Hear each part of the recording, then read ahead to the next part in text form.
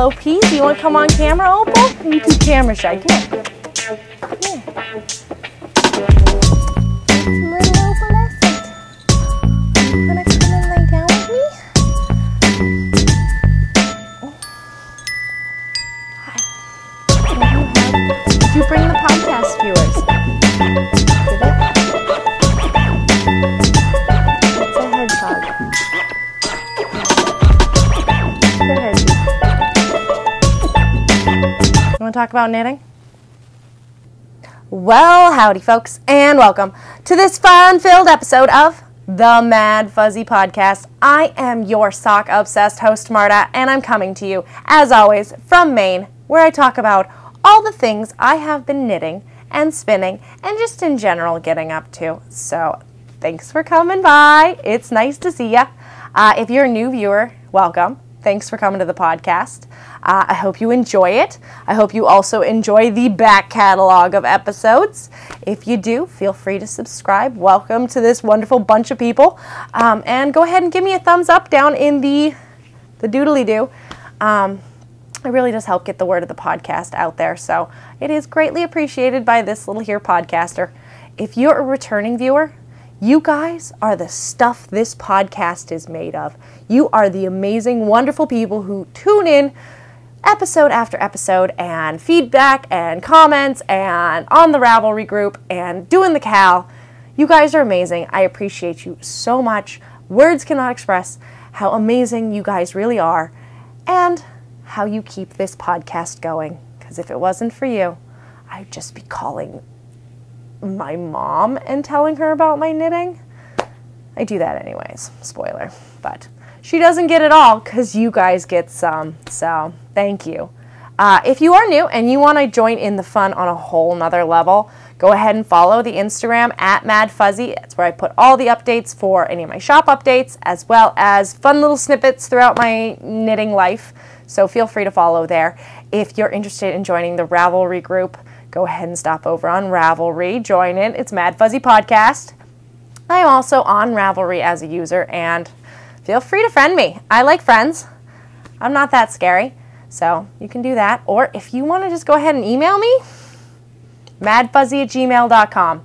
All these links down below. That's where I put all of my show notes. So if you're ever wondering what I'm talking about, I do fairly good show notes below, and I do that primarily because I don't do Ravelry project pages.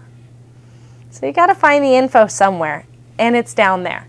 So, into the other general shenanigans, I am the owner and dyer behind Maddfuzzy Yarns, which I'll talk about later in the podcast in a little segment about the yarn company, but it is available on Etsy. The shop is open. It is fully stocked. There are a lot of great colors and great bases over there, so check it out. And you know, we have a cow going on right now. Last episode, I showed you all the wonderful prizes that were donated. Thank you so much again for donating those. You guys are amazing. Go back and check them out. There will also be posts in the Ravelry threads showing you these prizes, as well as links to these wonderful people's shops. They donated this yarn. They have shops their own, so if you want to get some and, you know, before you win the prize, go ahead and stop over, support them because they're supporting us. And yeah, we're doing the Skeindeer All Year, Cal. Yeah, Skeindeer All Year, Skeindeer All Year. And I feel like Ellie, like, somehow knew that we loved her so much and we were doing this because she offered up a 20% off her patterns discount code for the Selbu Mitten Club. She separated them all out. You can buy them individually. It was like it was meant to be. Actually, that's probably a lie because we're doing this all year, so it could have happened. It could have happened at any point, and I would have said it was serendipitous. But this is a good opportunity for you to go over and buy some of her patterns and get in on the fun of Skeindeer All Year. Last time I checked the finished objects thread, there was one entry. So if you're that person, you're going to win a very nice quarterly prize. I am drawing prizes quarterly, so that would be every 3 months, so January, February, March. So at the end of March, I'll be drawing a prize. Get your stuff in there, or she's winning it all, guys. And also for the quarterly prizes every quarter, it'll just go again. I'll just start from the number that was the last quarter stopped at, and keep going. So if you keep entering, you can win again, and you get new entries into the grand prize thread. So get in there. There's a prize that one person is going to claim. And you know you're all knitting Skeindeer, so take the picture, put it in the thread, because if 3 other people enter, you have a 25% chance of winning this prize. This is just good math. This is so much better than your state lottery. This is really good math. So check that out. Join in the fun. Knit some Skeindeer projects. Spoiler, so totally finished one of mine. Yay, so I have an entry into my own cow, if that works. So I wanted to also kind of do a little plug. I promise there is knitting, and this is knitting related. I have a wonderful friend. She is amazing, and one of those extremely talented, multifaceted, can do pretty much anything women, but she has a small hand knitwear business. She actually knits hats, scarves, cowls, mittens, and sells the finished project. So she's on the other side of the knitting world for me, as far as I make the yarn, she makes the objects, but we're both out there makers selling stuff. So I do want to give her a shout out. Her name is Emily, and she has one of the most amazing and well-groomed Instagrams I have ever seen. The fact that I know this person, I'm like, oh wow, this is some pretty. Like, the light's perfect, the wood grain's perfect. Check it out. It's With Love from Maine. She has pictures of her knitted stuff, some doggy photos, some fun Maine photos. She also has a blog, and recently posted on her blog is a really cool and free knitted hat pattern that is quick and easy. And she gave me one, so I have one for myself. Right? So this is just a quick and easy beanie, and I always like with a free pattern for there to be something new, something that's not the same old, same old. So this beanie here has a folded brim, and this is not picked up. This is actually done with a provisional cast on and then knitted. So it is there's really no seam between, when I knit all those hats for Christmas a little while ago, I actually knitted the two together, and so there's this big bump. So I'm checking out this pattern next time, because I love the Squish-alicious brim that you get with a double brim. But I didn't really like the method I did, and it had its flaws. So I'm going to try this new method with a provisional cast on. It's got a nice square top, good decreases. It's just a really easy, straightforward, maybe if you're a beginning knitter, if you want to learn more about a provisional cast on, this really is a good pattern for you. So I hope you can check out her Instagram. You can check out her blog. She's also a trained chef. She went to culinary school and everything, and so she does great recipes and great food ideas and great food pictures on her Instagram. So if you want awesome knitting patterns, really beautiful knitting like photos and recipe ideas all in one place, you should check it out. So her link down there in the description bar. Check her out, follow her on Instagram. She is amazing. That's my recommendation for you for today. So shout out to you, Emily, you're amazing. She's got a really cute dog. All right, well, enough about somebody else's knitting. Let's talk about my knitting, because I have been knitting. I've been doing some fun things. Since the Boston show, I no longer have to knit tiny socks. I've been able to get a few things done. So first off is something that has hibernated for a while, that we all thought I was never going to finish, that needed 10 rows of the hand and 2 thumbs. So I did 10 rows of the hand and 2 thumbs, and I have completed my Selbu mittens. This is in my yarn. This is Maddfuzzy yarn, so 100% raised, milled, dyed in Maine. This is a 3-ply DK weight that I sourced the fleeces from New Beat Farm. So this is my Old World DK 3-ply. If you are wondering, there is some in the shop. And I went ahead and made these mittens, and it really blocked so flat, so even. It's really softens with blocking. I used Euclid for this because that's what I had downstairs in the downstairs bathroom. I originally didn't think the contrast was going to be enough on these, but I'm very happy with them.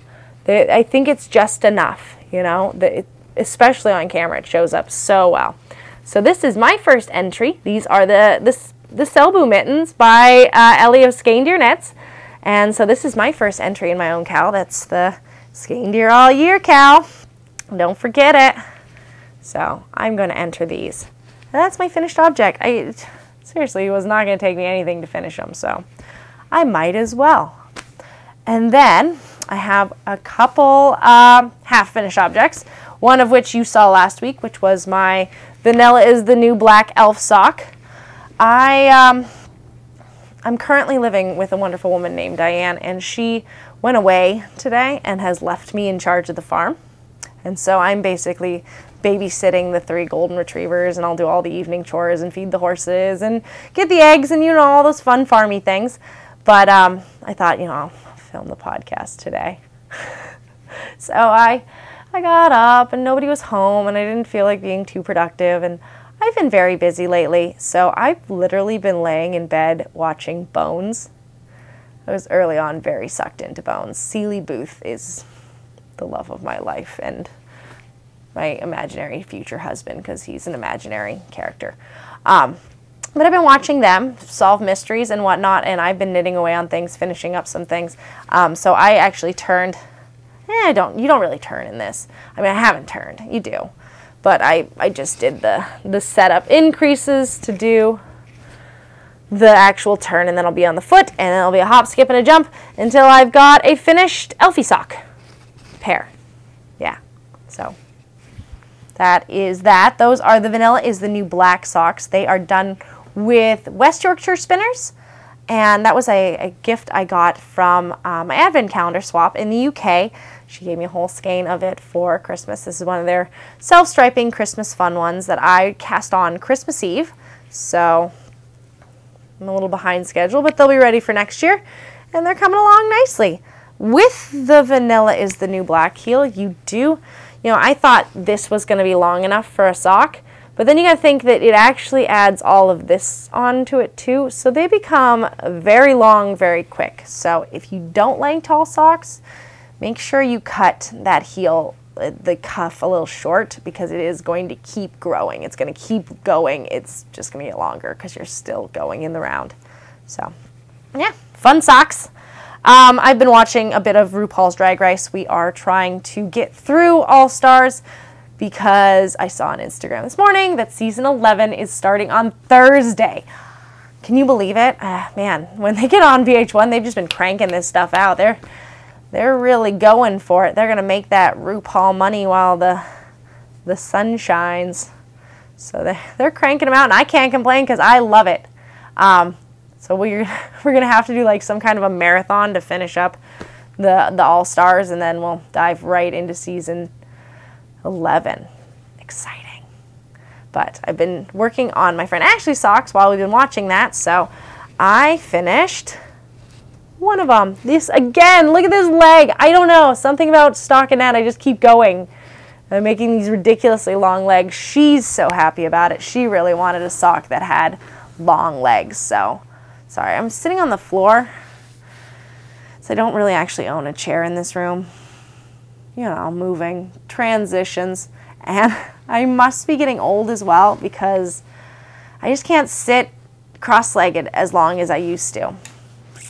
I just can't. So I'm adjusting myself because it hurts, and I feel like I'm rushing because I'm just uncomfortable on the floor.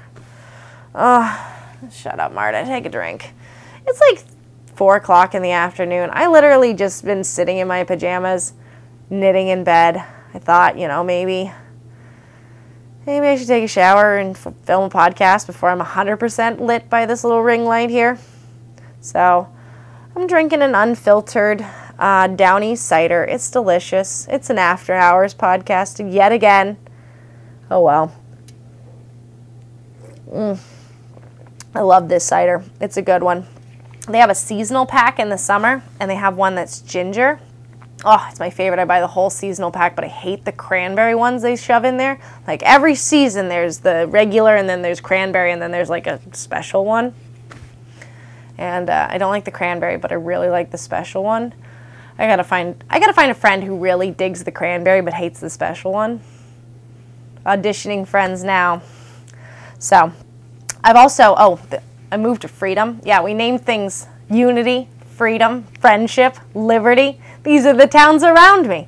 But I'm currently on the Freedom and Unity border. So somewhere between Freedom and Unity you will find Maddfuzzy. But there's a little convenience store called Freedom General. It's the only store in Freedom. We're lucky we have a post office. And they sell this cider by Citizen Cider called the Dirty Mare. Oh, it's so good. It's ginger infused. It's right on the middle of the spectrum between sweet and dry. It's so good. And somebody, don't tell them, they have mispriced them. So they're the same like price as like the PBR next to them. And I'm not gonna, I just moved. I just got my car fixed again. So I'm going to take those little life discounts where I can and get my Dirty Mare cider. I'm assuming it cost. Don't tell Freedom General. It's the only thing keeping me going. But that's my absolute favorite cider. Fun fact, fun tangent. Back to this sock. So this is just a vanilla sock. 64 stitches. This is Regia Perfect in one of their fun new stripy rainbow colorways. Golden Retriever here. And I have this one done. I cast on the other one because I was like, I might as well have it in progress. So I cast that on. I'm like, there. I didn't even bother bringing it over. But I need to start thinking. I'm leaving for Montana in, what, like less than a week? Maybe a little more than a week. And I need to start thinking about what projects I want to be knitting on our road trip back from Montana. And I'll tell you about, the whole plans for Montana at the end in my life section. But I have to plan all my knitting right now so that we can send it ahead of time so I don't have to worry about TSA and needles and whatnot, because we're road tripping back. I have like literally 40 hours in a car to just sit. I don't know why my camera's switching sides. That's weird. That's over there and that's over there. I don't know. Technology. But yeah, I cast that on because I knew maybe I'd have that for the airplane. Thinking about maybe casting on a baby sweater, so I have that for the car ride. I need to start thinking about what I can be without for a while and send off. So I will have this done before you know it.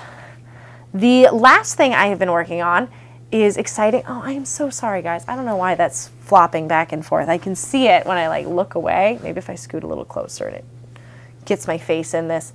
The last thing I'm working on is really impressive. I hope I can hold it up in the screen. I've just been sitting in bed at night. Diane will go to bed super early and I'm not tired yet, because I sleep in a little bit later than she does. And I've just been cruising on my sweater. It's a long sweater. It goes way down at the very bottom of it. Let's see if I can't get this in here. There's this texture, which I've started right before the ribbing. So I'll do 9 centimeters of texture and then I'll do ribbing, and that'll also be on the cuffs. I am also assuming that I pick up this neckline and do a very large boat neck on it. But I am super in love with this. And man, it is long. It's going to be a long sweater. My row gauge was way off and I just said, better big than nothing, right? Like I had way more stitches than I needed to have. So it's a little bit, it doesn't look big like this way, but it's definitely longer than was expected. But I am so happy. I'm going to finish this sweater, because if I cast on another sweater being like, I know what I'm doing now, I am never going to knit these sleeves. So I'm going to keep this going. I'm going to try to finish it before I leave for Montana so I can have these size 2.5 needles back for that baby sweater. I do owe my friend that baby sweater. The baby has been born. I am now knitting this baby's clothes for next winter. So I'm upping it to like the 12-month size because it was born in December. So it'll be like, yeah. And I'm hoping it's she's a tiny human and he's a tiny human. So I'm hoping their offspring is a tiny human. So like the 12-month size maybe will go all the way through the winter. Words from someone who never had children, obviously. I'm assuming this based on what I know about puppies. Yeah. Oops. So yeah, I've been working feverishly on this sweater, and I am so happy. Oh my goodness, one more time. See, I didn't think I could get this in. And this is that Brunswick Super Spun Shetland 1963 vintage moth-proofed free yarn I got from the farmer's market. So I have really no idea if you can ever get it again, but I figured a free sweater was a good start, you know, and then I've got all these wonderful sweater quantities to try for myself after that. But yeah, that brings me to the end of what I am currently working on. So if you were only here to see what I'm actually knitting, thanks for stopping by. It was great chatting with you. I'm going to talk a little bit about Maddfuzzy for a quick second, because I went ahead and I talked about before the new year having a price increase in the new year, and then I put everything up, and then I never talked about it again. And I think it needs to be explained, and I think what I'm doing for the farmer and fiber world, it's always best if I explain myself, because this is something I'm sure people are interested in, and it's not just the small business aspect, but there's also this whole agricultural and sourcing aspect that people are interested in as well. So I did have to increase my prices in 2019. It was a very large price increase, but it's going to be the last price increase. This is going to be what my price is going to be right now. So, I mean, I'm not going to say permanently forever this is going to be my last price increase, but I don't see it going up again next year. And I had to do this because when I originally priced my yarn, I really was sort of blind to all the time and all the things that I was doing, and really just focusing on how much it costs to get the yarn milled. And I'm going to be transparent about this. It costs me $12 per skein to have it milled. So when I want to knit something and I dye myself something, that yarn I'm using costs me $12. I pay $12 per skein to the man at the mill. And that's due to, the 40% loss that happens when he washes it, because he charges me on weight before washing. So if I bring in a really greasy fleece, or if I bring in a fleece with any kind of burrs or moisture in it, I'm going to pay more and lose more. So loss is always very important to me. 30% is going to wash out, and then I'm going to lose another 10% in short hairs, cuts, things through the carding machine. So then when I go to pick up all my bases, my base per 100 gram skein is $12. And I thought, all right, well then if I mark it up 28, this will cover everything. It'll cover my gas mileage, my time, my dyeing, my skeining, my reskeining, all of this. And after my first year, I crunched numbers, because that's what you got to do when you're a small business. You got to look at and write things down. Write down how much time you're spending, write down how much money you're spending, and really divide it out on a per skein basis. And it was the profit margin for myself, especially when I wholesaled, was I was making pennies on the hour. Like it just, if I want this business to continue and I want to be a driving force in people buying sheep and having wool in America, I have to charge enough that I can pay my bills at the end of the day when I make this my full-time job. I have to be able to pay myself, and in the future hopefully pay somebody else. So it just, that $28 price mark was not going to work. It may have worked if I didn't put in the man hours before into the base. If I was just ordering a base that costs $12, then yes, I could afford that, but it wasn't that. There was the price per pound that I pay to my farmers. There was the time skirting, there was the time driving to and from these farms, the time driving up to the mill, the time skeining these skeins from the mill. There was so much more than just what I paid to the mill that I had to increase the price of my base. And therefore the price of my base also cut it, like when my base increased, then I realized that I was spending a lot more time dyeing, because these aren't monochromatic skeins. These aren't done in a large pot, just one color.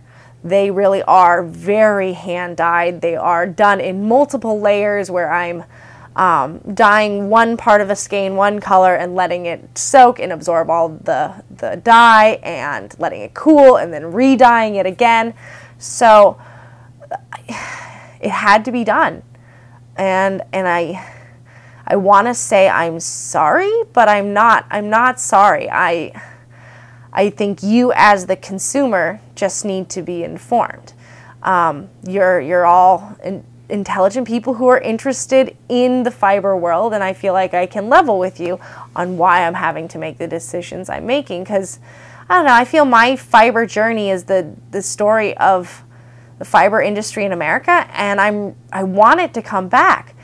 And it's frustrating for me at this moment, because I know that you as the consumer are truly paying for the infrastructure of the American fiber industry falling apart, and the high price is due to one small maker, myself, trying to come back from basically trying to bring back a dead industry. So there's no infrastructure, there's nobody, having huge fleece flocks that I can purchase, 200 pounds of BFL from, because when you get into quantity, that's where you start saving money. So if I can have the quantity of fleece and mill it myself and have the quantity of customers to buy enough skeins to pay for the machinery and the space and the large quantity of fleeces, then my prices are only going to go down.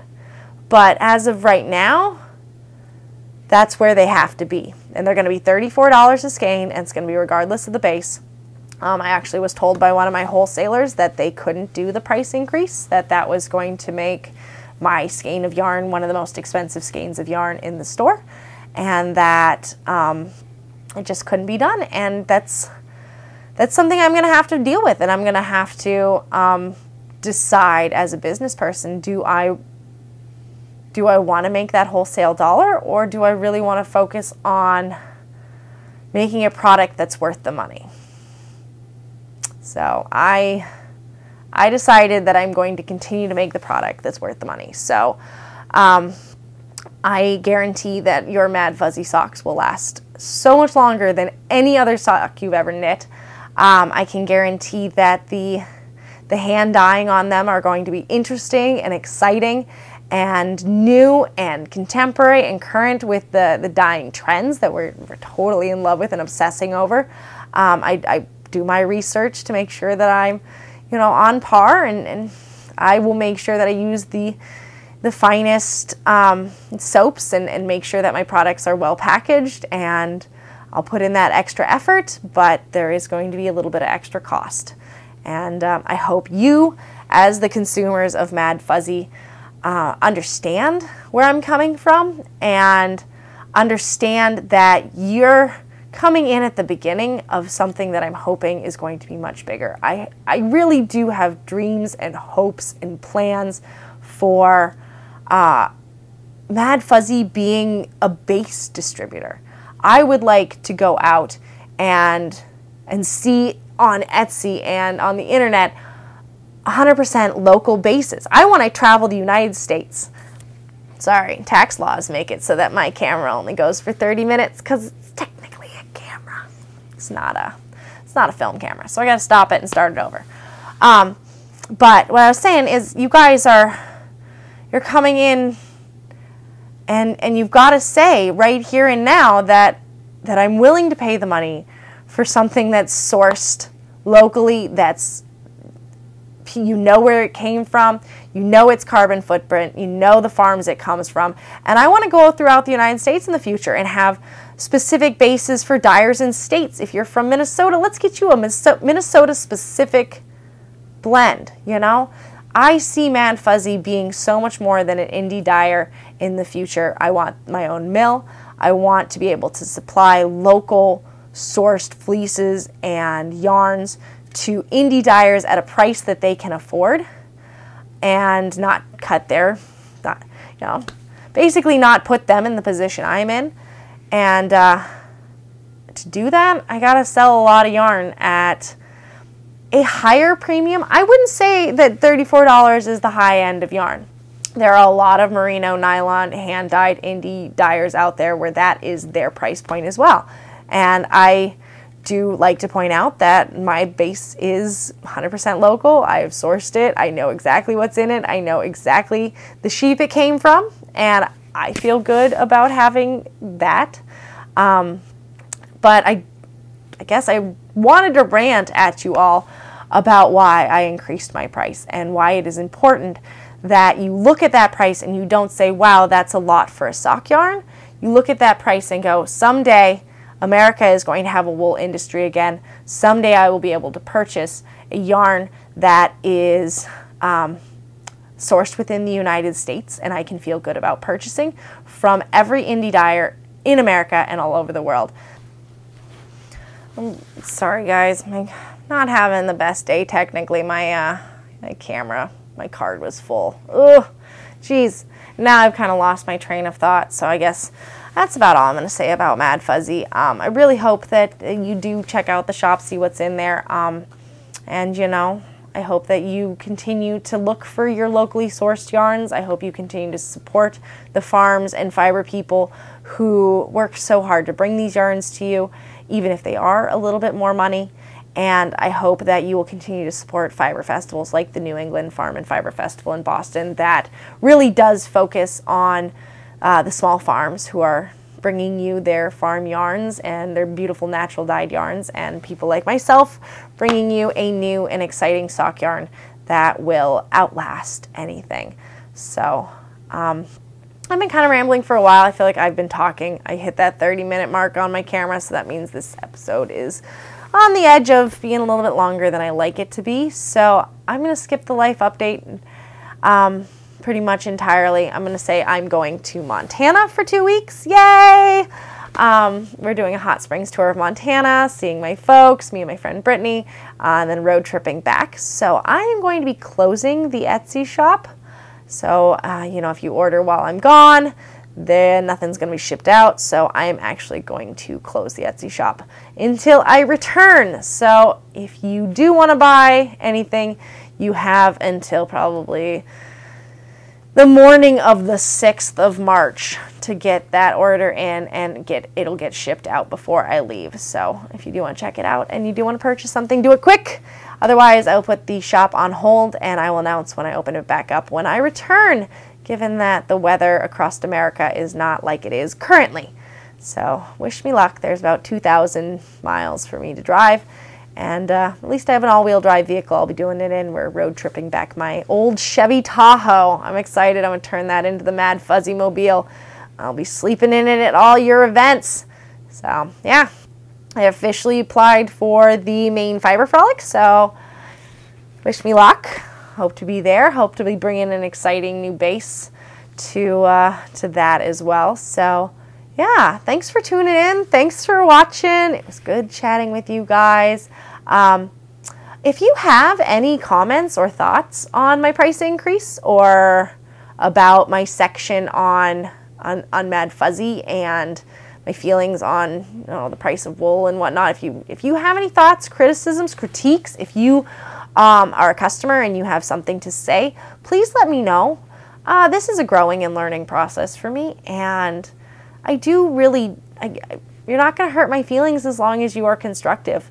So if you have any sort of information or criticism or support or anything, really, feel free to email me, direct message me, put it in the comments. I mean, this doesn't have to be a one-sided dialogue where I talk at you and tell you how my yarn should be and how the wool industry in America is, and that is the definitive answer on everything, and I am an expert and I know everything, because that is so not true, and that is so not me. I want to hear your story and your side of it and how you feel about it and where you're coming from. If you think $34 for a skein is, average, you're fine with that. That's great. If you think it's too much, if it's too little, let me know. I want to hear. So I love you guys. You're the best. Who better to ask than you all? Some of you are already customers, so yeah, please let me know. And I hope you have a wonderful week. I won't be talking to you again before I go to Montana, so I hope you're all safe into March. And yeah, I'll probably be posting some fun stuff from my trip and all the hot springs I'll be going to. But yeah, I hope you have a wonderful day. And as always, enjoy your knitting. Bye.